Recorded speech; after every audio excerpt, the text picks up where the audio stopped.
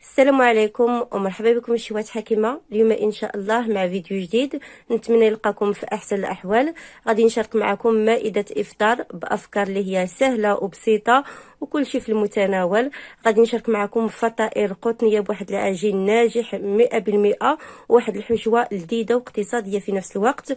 وغادي نشارك معكم كذلك كوزاميا بلي بات كتجي لذيذه ما تشبعوش منها، كنصحكم تجربوها لانها فعلا كتجي لذيذه بمعنى الكلمه. وغادي نشارك معكم كذلك تحليه بمكونات بسيطه وعصير اقتصادي ولذيذ في نفس الوقت. اللي كيشوف قناتي لاول مره ينضم لها بالضغط على زر احمر تابوني، وكذلك فعل الجرس باش يتوصلك كل جديد. وكما العاده حبيباتي، الا عجبكم الفيديو ما تنسوش تبارطاجيوه مع الحباب ديالكم والاصدقاء ديالكم باش تعمل الفائده. نخليكم مع الفيديو، فرجه ممتعه.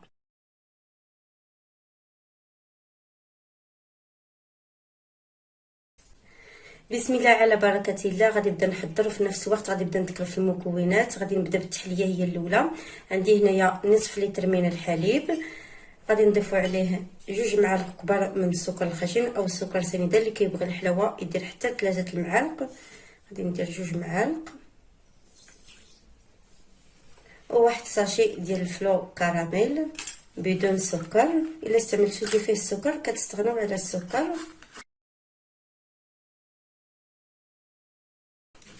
وغادي نضيف واحد المعلقه كبيره من النشا اولا المايزينا.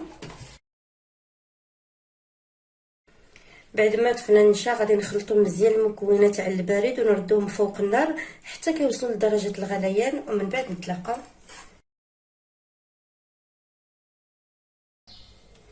بعد ما كيوصل الخليط ديالنا لدرجه الغليان كما كتلاحظوا معايا، غادي نضيف ليه الديسير ديال الكراميل اولا دانيت كراميل 2 علب.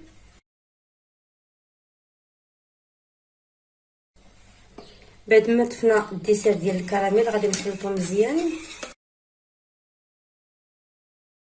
بعد ما كينسجموا لينا المكونات مباشره كنجيبوا الكويسات فاش غادي نديروهم.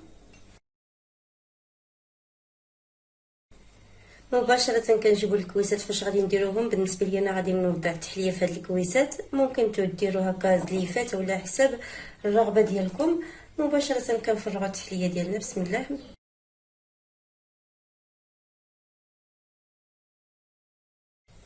بعد ما فرغنا التحليه ديالنا كما لاحظتوا معايا، ممكن ديروا كويسات اللي هما صغار باش تخرجوا هكا كميه اللي هي كثيره، ولا كتضاعفوا المكونات. انا خرجت لي هنايا 3 الكويسات ولكن راه كبار تبارك الله كما كتلاحظوا معايا.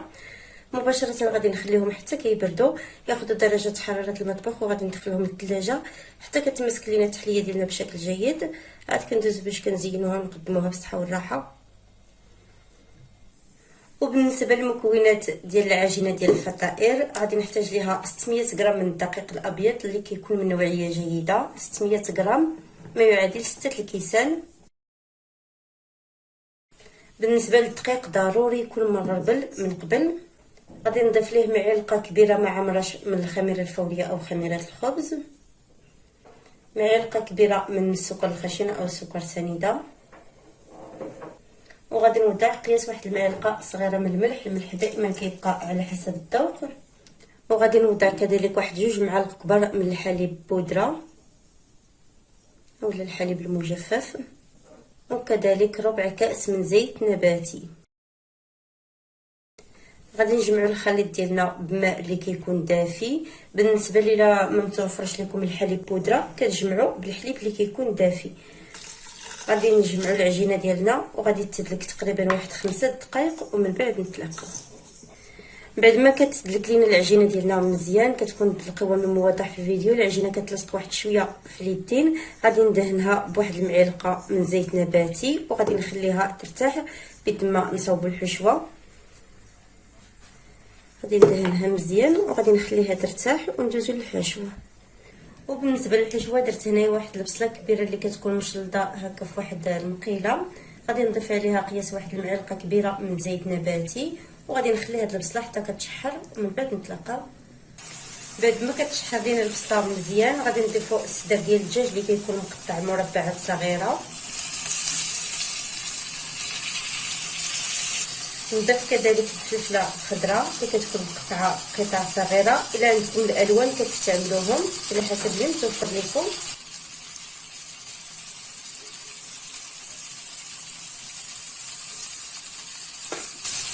وكذلك الجزر اللي كيكون محطوط تقريبا واحد 2 حبات اللي كيكونوا متوسطين.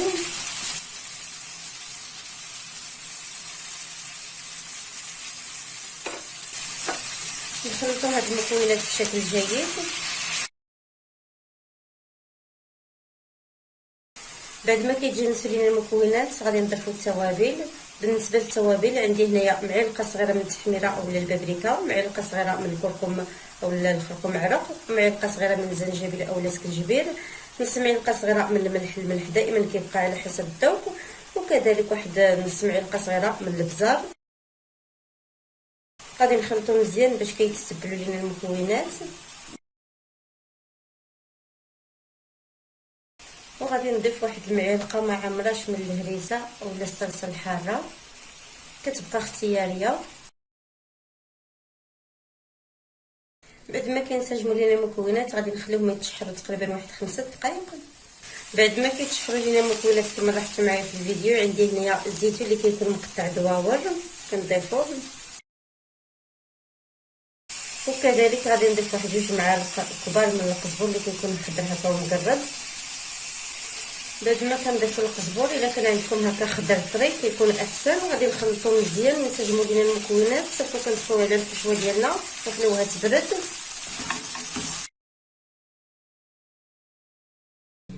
بعد ما كنطفيو على الحشوه هنايا باقا دافيه واحد شويه مازال ما برداتش مزيان، غادي نضيف عليها القليل من الموتزاريلا. كنخلطوا مزيان باش كيندمج لينا مع الحشوه.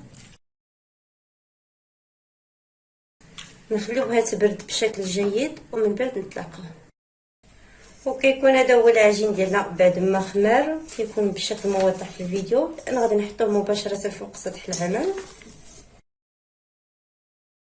بعد ما كنحطوا العجينه ديالنا كنفرغوها من الهواء اللي تكون مع الخميره، وغادي نقسموا العجين ديالنا هكا تقريبا لثلاثه اقسام. بالنسبه لواحد القسم غادي نخليه هكا خاوي ما غاديش ندير فيه الحشوه، وجوج اقسام غادي ندير فيهم الحشوه اللي حضرنا مع بعضياتنا. كما لاحظتوا معايا بعد ما قسمت العجينه لثلاث كريات، 2 كريات غادي نطلقوهم وغادي نعمرهم بالحشوه، وواحد الكريه غادي نخليها هكا خاويه، غادي نشكلها على شكل كريسات وغادي نخليهم هكا خاويين. كنستعنوا بالدقيق الابيض كنرشوه على سطح العمل، وغادي نطلقوا مزيان العجينه ديالنا ما تكونش رقيقه وفي نفس الوقت ما تكونش غليظه.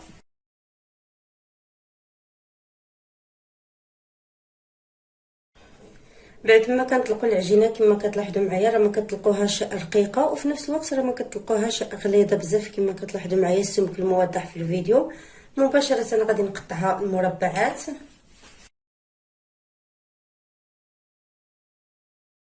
الان كما لاحظتوا معايا بعد ما كنقطعوا العجينه ديالنا مربعات كنحاولوا نديروهم هكا متساويين. عندنا ميزاننا المربع قطعته هكا ل9 مربعات صغيره، غادي نوزع فيهم هكا الحشوه. كما كتلاحظوا معايا كناخذوا هكا قياس واحد المعلقه كبيره من الحشوه وكنحاولوا نوزعوها بالتساوي.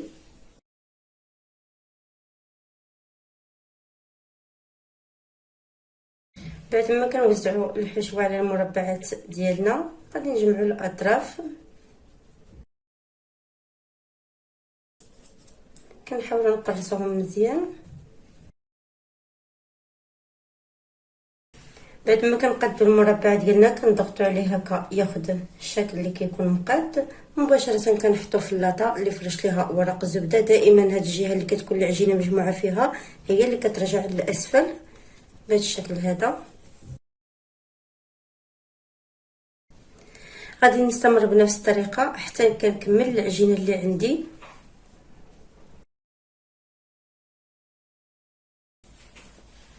بعد ما كنشكلوا المربعات ديالنا كما لاحظتوا معايا كنضغطوا عليهم فاش كنحطوهم هكا في اللاطه، كنضغطوا عليهم واحد شويه هكا باش غير كنقادوا الشكل ديالهم. مباشره عندي هنايا بيضه كامله اللي خلطتها مع قطرات من الخل، غادي ندهن بها الوجه ديال الفطائر.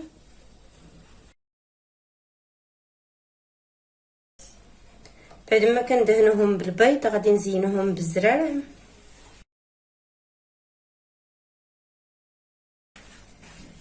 بعد ما كنزينوا الفطائر ديالنا مباشره غادي ندخلوهم للفران اللي كيكون مسخن على درجه 180 درجه، الحراره من الفوق ومن التحت حتى كيتحمروا من جوج جهات. بعد ما كندخلوا اللاطه ديال المالح للفران كناخذوا الكريه الثالثه من العجين، غادي نقسمها لكريات.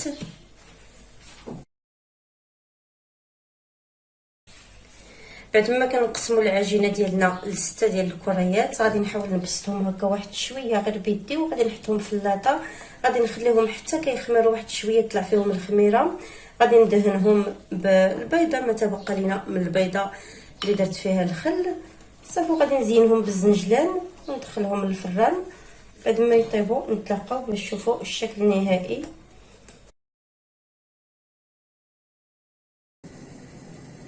وبالنسبه للكوزاميه درت هنايا كميه من الماء، خليتها في واحد الكاسرون حتى بدات كتغلي. غادي نضيف عليها القليل من الملح، وغادي نسلق فيها لي بات اللي كيكونوا بهذا الشكل هذا كما كتلاحظوا معايا. كتستعملوا لي بات اللي متوفر لكم. درت هنايا 225 غرام.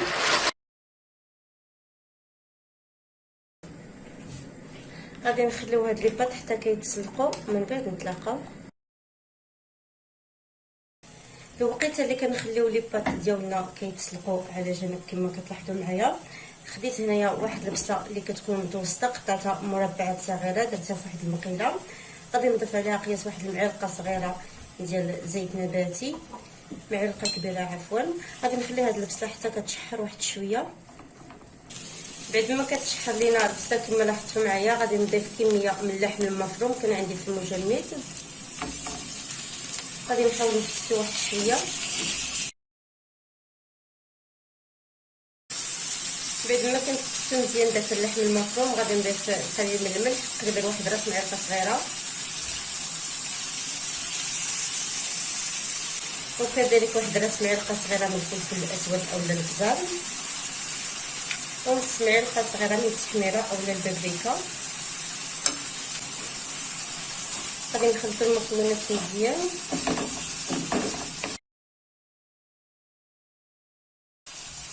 بعد ما كينسجموا لينا التوابل كما كتلاحظوا معايا، الاهم في التوابل هما الملح والابزار. اما التحميره ولا البابريكا غير كندير واحد شويه باش كتعطي لنا واحد اللون اللي هو زوين. انا غادي نضيف 200 ملي من الكريمه السائله اللي كتكون خاصه بالطبخ.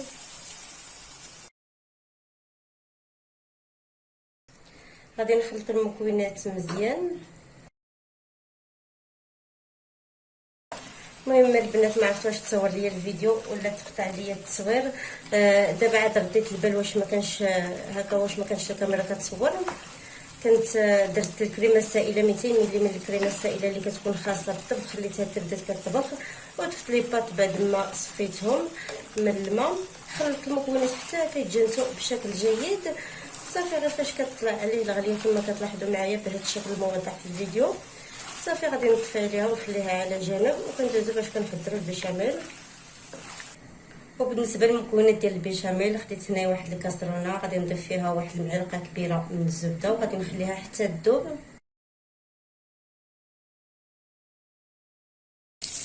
بعد ما بدات الزبده كتذوب غادي نضيف واحد المعلقه كبيره ديال الدقيق، وغادي نخلط مزيان باش كيتجانس لينا الدقيق مع الزبده. بعد ما كيتجانس لينا الحليب مع الزبده غادي نضيفوا الحليب تدريجيا، تقريبا واحد نصف لتر.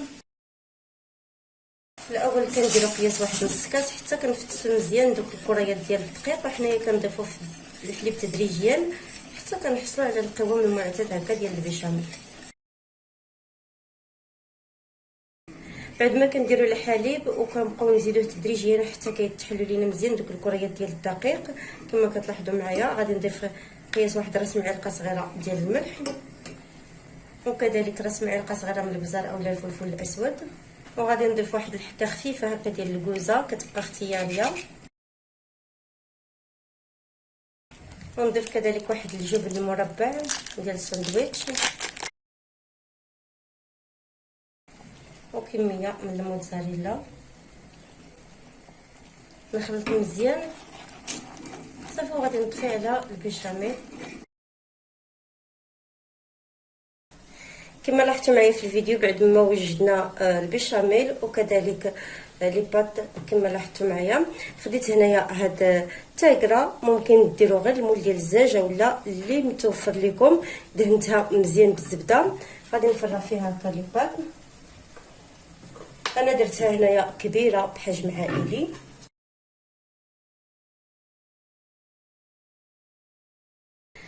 كما لاحظتوا معايا بعد ما فرغنا لي بات ديالنا في تاكرا، انا استعملت هنايا تاكرا اللي كتكون بحجم عائلي، الكميه عمرت ليا اللي بحجم عائلي ووحده من الحجم الصغير. وداك البيشاميل اللي كنا حضرنا وزعته هكا بالتساوي فوق منهم. كما كتلاحظوا معايا غادي نزينهم بالفرماج الموزاريلا من الفوق. مباشره غادي ندخلهم للفران حتى كيتكغاتيناو مزيان ومن بعد نتلاقاو. وبالنسبه للمكونات ديال العصير، عندي هنايا واحد الحبه ديال الجزر اللي كتكون كبيره، قطعتها هكا دواور، خليتها حتى تسلقات حتى طابت، وخليت حتى داك الماء فاش طابت غادي نستعملوه حتى هو. عندي هنايا جوج حبات من البرتقال اللي قطعتهم هكا على شكل دواور باش كنتخلصوا هكا من دوك البذور الا كاينين. واحد الحبه كذلك من الموز، وعندي هنايا كميه من الفريز كان عندي في المجمد. كنجيبوا الكاس ديال الخلاط وغادي نوضعوا فيه المكونات. بسم الله.